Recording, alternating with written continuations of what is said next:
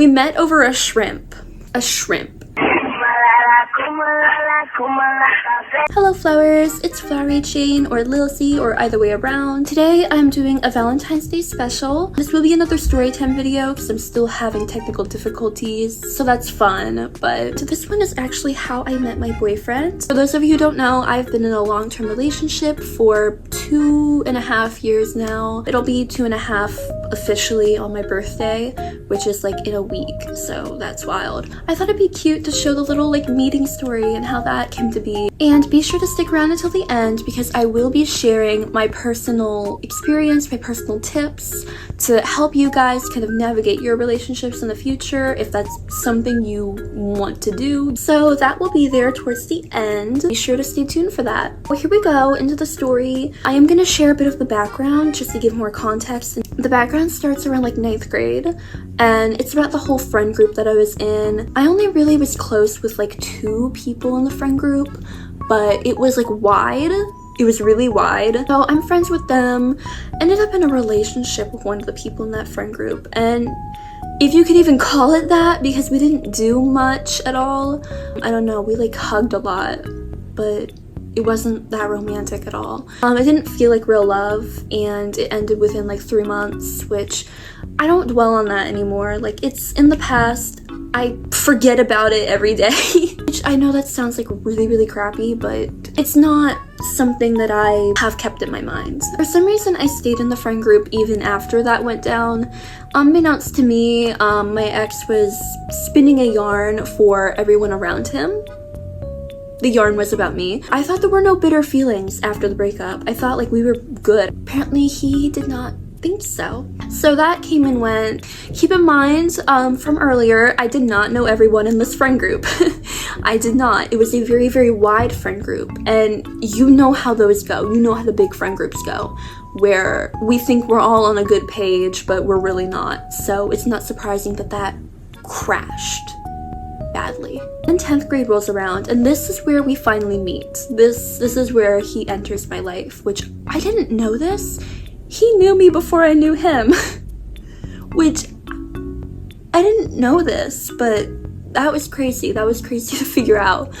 Anyways, coincidentally, we all have the same 3rd class, which we called it 3rd block. So we all have the same 3rd block, and it was drama, it was theater.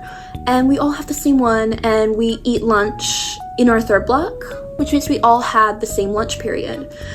Which is great. So we all find a table, and at the time there was like four people, including myself. And in the middle of like this conversation, I don't know why, I saw like a piece of unpeeled shrimp on the ground. This is relevant, I promise. I promise the shrimp is relevant. I find a piece of unpeeled shrimp on the ground, and it had like a little bite taken out of it. And keep in mind, this is the first day of school, so I look down and I just make like a stupid little comment. I'm like, oh my gosh, there's a shrimp on the ground, an unpeeled shrimp with a little bite taken out of it. Who brings shrimp on the first day of school? This dumb, stupid shrimp starts a relationship. I was like laughing, and then he starts laughing too, and it's so like random because it's just a shrimp. Like, we're laughing at a shrimp, and it's so random, but like he starts laughing and I start laughing, and this is so cliche. I'm sorry, I just remembering that is so wild. That it's a shrimp. Ever since then, like, this guy had my attention. Like, this guy had my attention completely, and I was like looking over, I'm like, You know that look? You know that look that like your friends give you when they see their crush or something? It's like that stupid little... That's the face that I was making for like the rest of the day. The rest of the day, because he was in my 3rd and 4th block. So that was the face I was making the rest of the day, because I'm gonna be honest with you guys, I'm gonna sound really cheesy and cringy, and you're gonna hate me for this. I was just looking over there, I'm like, oh my gosh, like, he's kind of cute. Like, that kind of thing. The Wattpad was happening, and the Wattpad was becoming my life. I think I manifested it, because in 2020, that was all I was looking at. I was lonely. And ever since then, I would go out of my way to try and get his attention. Ever since then. And it was so easy because the same exact day, we were paired up in a group for like improv or whatever, because I had 2 theater classes. My 3rd block, which was regular theater, and my 4th block, which was musical theater.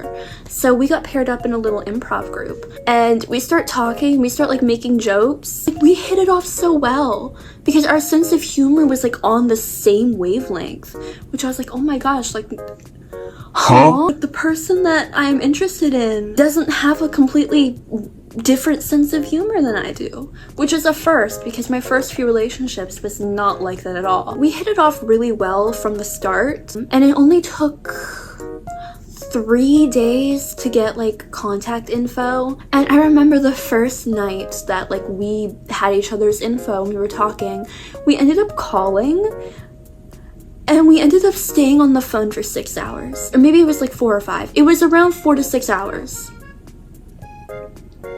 Keep in mind, we knew each other for 3 days. It felt like I had known him for years. Like, it felt like I was talking to someone that I knew for years, but we didn't know each other for years. We knew each other for 3 days. We kept doing that too. We kept like calling and staying on the call for a really long time. But here's the catch. Here's the catch. Neither of us wanted to admit that we liked each other. Because the funny part is I later learned that he had liked me since 9th grade. What? So yeah, neither of us were gonna admit it. I thought it was friendship because I was in such denial of having a crush on someone again because my past relationships were bad and I was scared of getting into another one. So I was in such denial that I convinced myself that it was just friendship and it was just platonic. The feelings I was feeling were just platonic, and that's what I tried to like believe deep down. It wasn't, but then the day comes, mind you, 1 week since we met. I start noticing some signs here and there. Stupid me, he was flirting with me. I didn't figure that out. I didn't know it was flirting. I was like, is he flirting or is he just being nice? Like, maybe he's just being nice to me. No, it was flirting. So I was too dumb to figure that out. It finally hit me one day. I was like, wait a minute. Oh, I finally confronted him and I was like, hey, I don't want to seem full of myself, but like, do you like me? And he said yes. That's when I told him that I like him too. And that started, like, it made things awkward for a while, but like not in a really bad way because we both knew we liked each other. We were both hesitant to get into a relationship, and so neither of us like made the push. Originally we had plans to like go somewhere as friends for the weekend because that's what friends do, but yeah, that's how blind I was. But those changed into a date because we figured like why not at this point, and the date went like really well, like really well. Like that was the first time I understood what butterflies felt like. And that was when I knew, like, okay, well, this is real. Like, this isn't like the past few times, so this is real. And we decided to call it official after that. Here's the catch. Sorry, I'm saying here's the catch a lot, but like there's a couple catches. The catch. Here's the thing. What am I doing? I did not tell the friend group. Don't forget about the friend group because they're still relevant. We didn't tell them anything. I didn't know what the heck like we were gonna do. And also the ex is in the friend group. Eventually they did figure it out. Like, we were kind of obvious. We were bad at hiding it. This is getting gushy. I'm so sorry. This is getting like really gushy, but like, no, I am actually the luckiest person on earth right now to be with this person. I don't hide it well at all, but I am neurodivergent. Big shocker. The frogs in the background and the Mitski poster. So surprising. Being neurodivergent, obviously you have a lot more that you have to navigate through in your relationships. It's kind of like having relationships on hard mode. Like, you're thrown on the road but there's no map. That's what that's like. I have had meltdowns. I'm gonna be completely honest. Like, I'm not perfect. at all. I'm not. And I am super, super lucky to be with someone who's patient enough to not, you know, ditch me completely when that happens. Like, I am lucky to be with someone who actually is patient and understands. And it is a very loving relationship, and I honestly couldn't ask for anything better. Like, I'm genuinely so happy. Like, no, because see, now I'm gushing on the internet, which everyone's gonna say it's cringy, and oh my gosh, I hope you fall in a hole, because that seems to happen a lot when people share their relationships online. Well, that was the meeting story. So now I'm going to share some advice and tips on how to stay in a relationship, how to be in a what was that? How to be in a healthy relationship. You can take these with a grain of salt because clearly my past, like my relationship history, is not crystal clean at all. This is how we have stayed together and how we are in the place we are now. So I'm gonna start with listing off how you know you are with the right person. And the first part to this is they make boring things fun. You know you are with the right person when the most boring, most dreadful, most cruddy things are suddenly fun. It's the most unhinged things too that come out of his mouth when we go grocery shopping. I'd say another sign that you're with the right person is you argue a healthy amount. Now this is gonna sound controversial, but if you are in a long-term relationship and you have not had a single argument, you are doing something wrong. You both have different brains, you are both different people with different opinions, and you're not gonna share the same opinion on everything. If the fight is healthy, like if you aren't calling each other names or like cussing each other out and screaming, then like, in my past relationships, we did not argue at all. And the entire reason we did not argue was because I would push down how I really felt about things. And it would avoid all conflict just fine, but like I felt terrible. Like I felt like I wasn't myself. Gets me into my third point. If you feel like yourself, then you're good.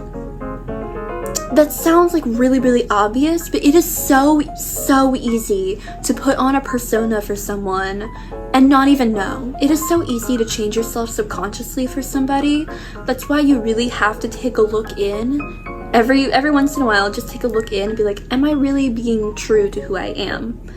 And if you aren't, then that is a big red flag. Those are my 3 tips to know if you are in the right relationship. Tips for staying in the right relationship.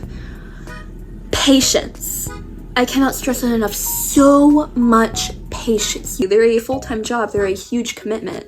And if you are not patient enough to deal with the issues and the flaws that come with being with somebody, then yeah, no. Which leads me into my second thing, which is do not have super high expectations.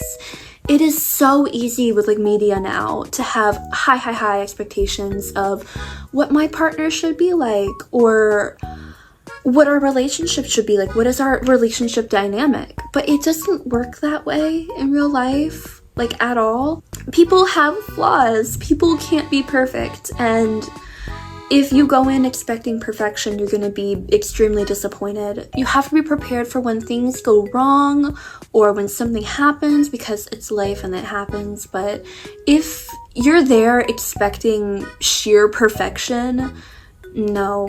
If you aren't willing to give and you just want to get, no. My third thing is communication. This is so rich coming from me because I suck at it. I'm gonna be honest, I suck at communicating. But when I do make an effort to communicate better, things go better. That has been a reason why a lot of issues have broken out in my own life, because I don't talk, or you get what I mean. The reason why communication is such a big thing is understanding, because if someone doesn't understand you, or if they misinterpret what you're trying to come across like, things can go really badly. Things can go really, really badly. Miscommunications can end things. They can be the end of a relationship entirely, which is why that is so important. Those are all the tips that I can think of right now. They are what helped me personally. Happy Valentine's Day, by the way. I didn't say that, but I probably really should have. But happy Valentine's Day. This is like a cute little Valentine's special.